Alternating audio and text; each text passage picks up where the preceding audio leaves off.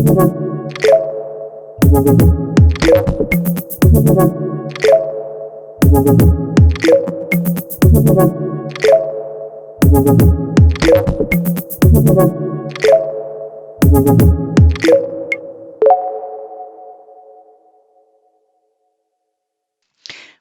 to the Copernicus Marine America training on sea level. We will show in the two notebooks that are included into this training how to quickly plot the Copernicus sea level satellite observation data. First, we will begin with the level 4 data. So level 4 are gap-free gridded data. They're highly processed and the most user-friendly altimetry data. And it includes a number of satellites and several days. All the data are validated. And if you want to read more about the processing, you've got two articles within the JSON folder that give you more information on all those data. So today we will look at the area west of Central America with a number of eddies which are shed. I could have showed you El Nino, but for more mesoscale application, we will center on eddies in west of Central America. So we will be using Python. So Python works with a number of libraries that you need to import. So here we will import X-ray to read the netcdf, matplotlib to plot them. We will use also Cartopy. Cartopy is dealing with the projection and the geographical aspect of a map. And we will also be using a warning module, which is not usually recommended, but will avoid being bothered by unnecessary warning here. So to take all those inputs into account, I need to run the cell. First of all, we will load the product using the X-ray module. So our file is in the data folder, and its name NLT Global AllSat FL4 with two different dates. First date is the day it represents. The second date is the date it was created on. So you see here it's a NLT file which was created the day it represents. And we open the dataset using X-ray. And I need to run this cell for the data to be loaded into memory at some point. So the netcdf has a good point of being a self-described format, meaning that it includes a number of information called metadata that describe and explain the data.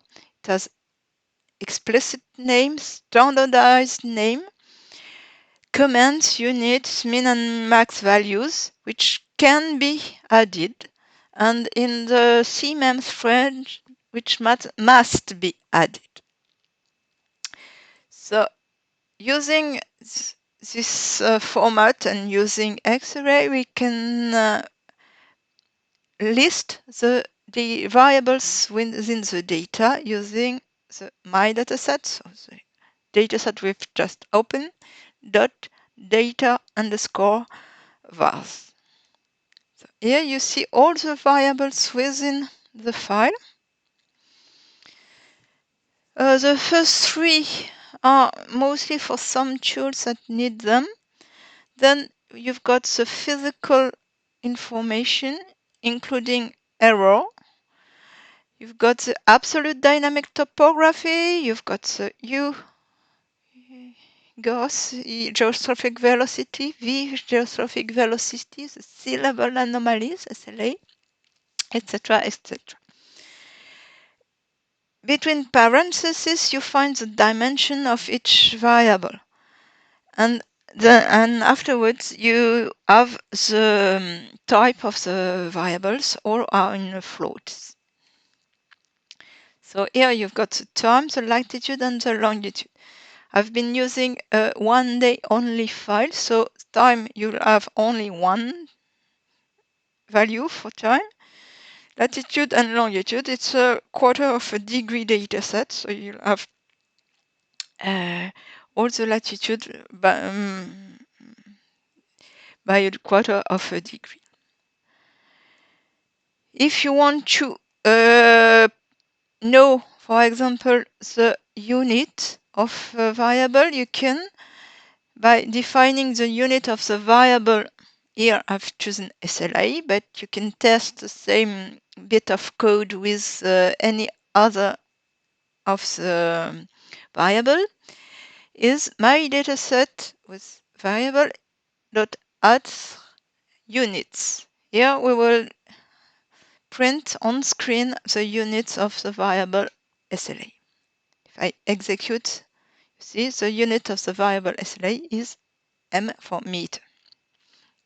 You could do about the same, changing units by long name, standard name, or comments, or any other of the attributes, if you want to have a look at what's in them. So first here we will load a data variable for the L4 product and use the sea level anomaly. I've been starting using some acronyms, so here I will define them. If you had a look at the standard names, you have seen that SLA is also called sea surface 8 above sea level. Here I will use, and in the file you will see the different acronyms. SLA is the sea level anomaly, sea surface 8 with respect to a mean sea surface. It represents the ocean variability. The ADT is absolute dynamic topography, or sea surface 8 with respect to the geoid. It represents the dynamic height of the ocean. The MSS is a reference of the sea level anomalies. It's a multi-year average of the sea surface 8 with respect to a reference ellipsoid. It is not provided here. The MDT is a mean dynamic topography. It's a stable quantity you're adding to the sea level anomalies to obtain the absolute dynamic topography. MDT is obtained subtracting a geoid to the mean sea surface and using also drift current velocity analysis to better pinpoint the currents and their height. It represents the height linked to the mean stable current. It is provided through Siemens in another data set completely, another product. To be complete, the reference ellipsoid is a geometric surface approximating Earth's surface, and the geoid is an equiposition of the Earth's gravity field that the satellite is following, more or less. So here we have chosen April 13, 2021 to visualize and test the data. We could have mostly used any other date, but this was the date we choose.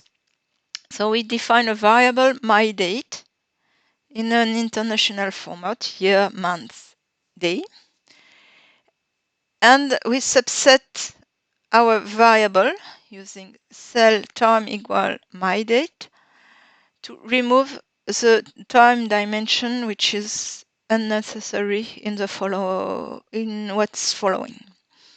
And we will open the SLA variable, load it into memory. We will also need the latitude and the longitude variable, which are also dimension, to plot a map. So we execute this cell. So we will first start by plotting the whole data set. The latitude are from pole to pole, but the longitude are defined from 180 degrees east to 180 degrees east. So here we will define the latitude and longitude minimum and maximum as covering the whole Earth. We will plot the sea level anomalies in a plat carré projection. Plat carré is a projection which is equaling the longitude and latitude scale. We will be keeping the default color scale minimum and maximum, which are by default the minimum and maximum value of the variable within the given file. It could be different on another day. We will color the lands in gray and limit them by a 1 pixel black line. We will also add a color bar, color scale, and a title. So here we define the Python object figure. Create an axe defining the projection for it. So plat carré using the Cartopy CNS module. We will add land. So the land with the 1 pixel line filled with light gray and the line in black. We set the extent of the map to the longitude and latitude minimum and maximum we've just defined. And our plot will be using the p-column mesh function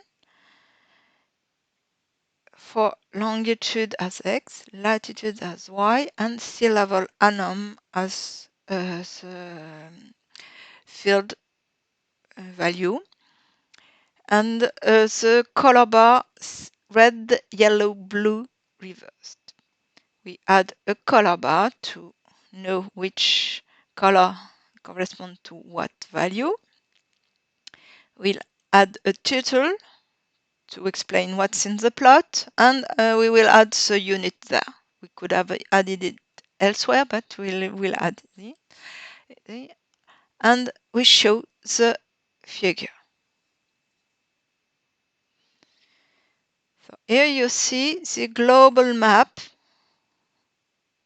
for sea level anomalies.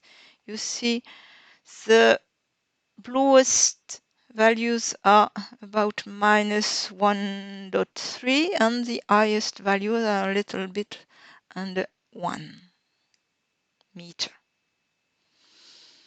Now, if we want to zoom on an area, we can only zoom on the plot. And we will look at the region minus 120 in longitude up to minus 75 and in latitude from 5 to 20. This corresponds to that area. You see, this is Central America.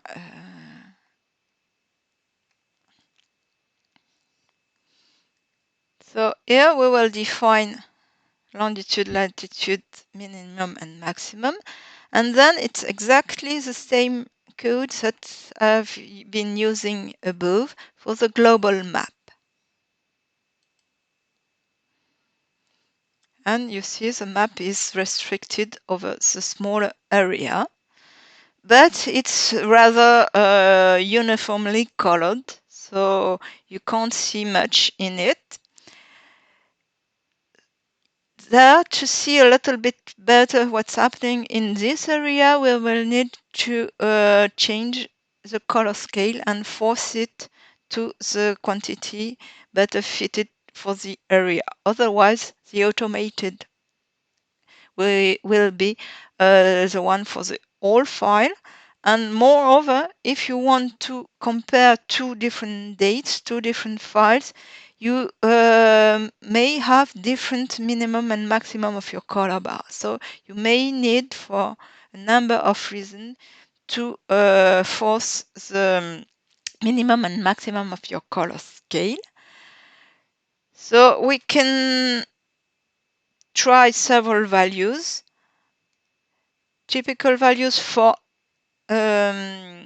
dynamic areas are minus 0.5 meter plus 0.5 meters, or for less dynamic areas, minus 0.25 plus 0.25.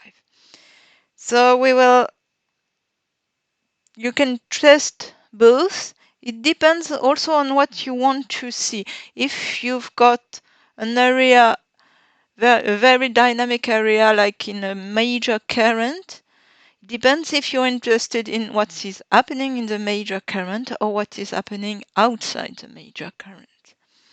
If you want to see what's happening in the major current, you will need to use the upper values. But if you want to see what's happening outside, you can saturate your current, major current, and have lower thresholds. So here, if we define minus 0.25 plus 0.25, and we've got mostly the same codes and above, except we will add a grid line to see a little bit more where we are with respect to values of longitude and latitude, and our minimum and maximum of the color scale will be added like this: Vmin and Vmax. That's about the only differences from above.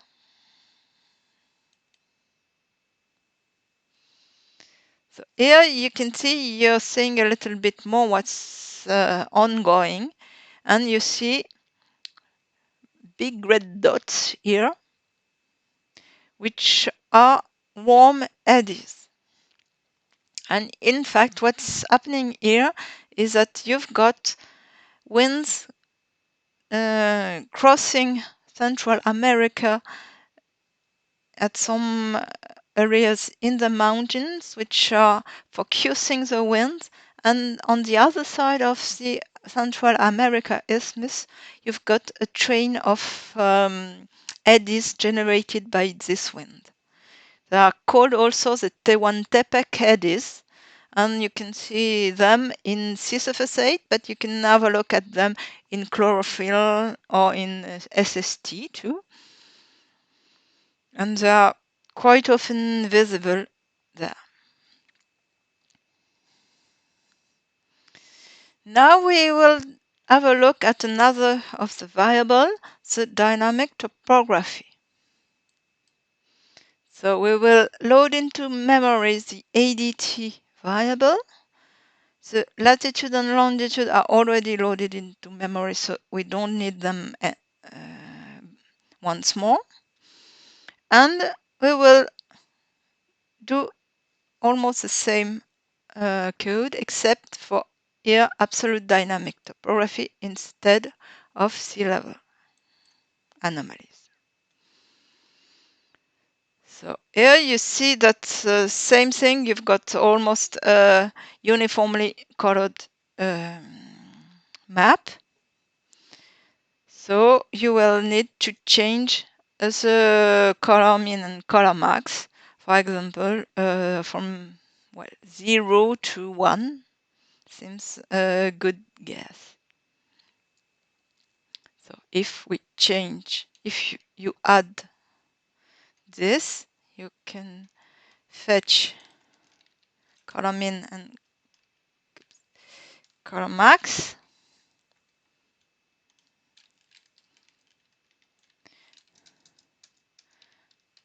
One, 0, and here it's a bit of code to use that. And if I execute, you see a much more colored map. Another of the variables, well, two of the variables, in fact, are the geostrophic currents. You've got two set of two variables named U goes or V goes. U goes A, V goes A. The first U goes, V goes are the geostrophic velocities computed from the absolute dynamic topography.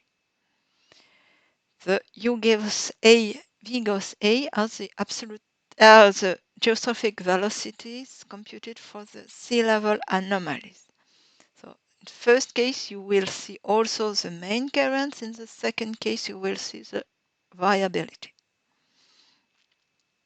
So if we open those two variables, U goes and V goes, so the absolute geostrophic currents, and plot them over the absolute dynamic topography with the color scale, minimum and maximum.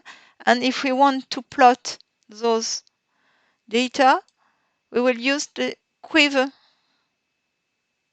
function to plot versus longitude and latitude, our two components of the vector. If I execute this cell, it is taking a little bit of time because there's a lot of points to compute the errors in. And since you have been using the all Earth, it's taking even more time. So here you've got the absolute dynamic topography with little black dots. Obviously, they are too small to be interpreted in any way. So to change their size, you've got several options. You can extract a smaller area, in which case the automated scale would be computed from your smaller area. But you need to extract the data. You can scale the arrows by defining a scale in the ax.quiver instruction. You can also subsample your grid every degrees or every half degree so that you can have longer arrows which won't get one over the other. And the neater would be to average the velocities every degree or half a degree, but it's a bit more complicated. So we will test a combination of the second and third option, mixing the scale of the arrows with a subsample. So here also, if you're looking at a strong current, you would have long arrows within the current and much smaller ones out of it. Here also the right balance depends on your need, if you're looking at the current or outside the current. So we can test a number of options. For example, we can subsample every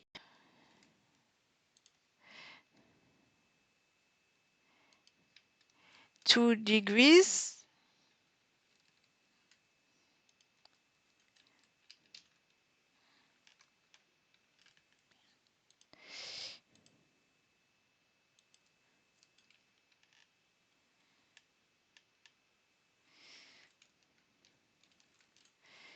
And use a scale of 10.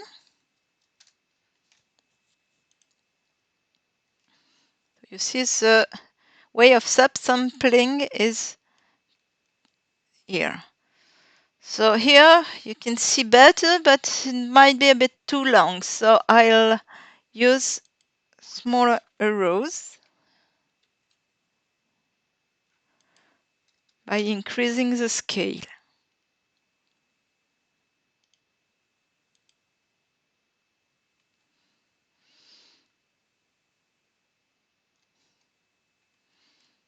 So here you can see you've got quick occurrence around our big red dots, around our eddies, going clockwise because we're in the northern hemisphere.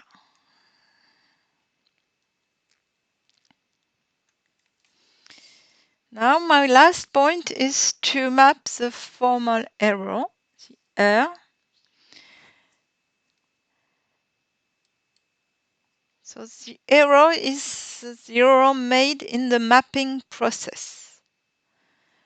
Does not really include the measurement error, but it includes the error done in mapping the data. So the code is always about the same. And here is the result. So in this plot, you can see kinds of ghost lines with lower errors, and you can see areas where you've got higher errors. The lines with the lowest error are in fact the ground tracks overflown by the altimeter satellites. They are the place where you really have a measurement from the satellites. The gridding process, in fact, is interpolating between those tracks in the areas where you've got higher error to define a value there. So this is the kind of thing we will see in the second module. This module is finished, so we closed the file.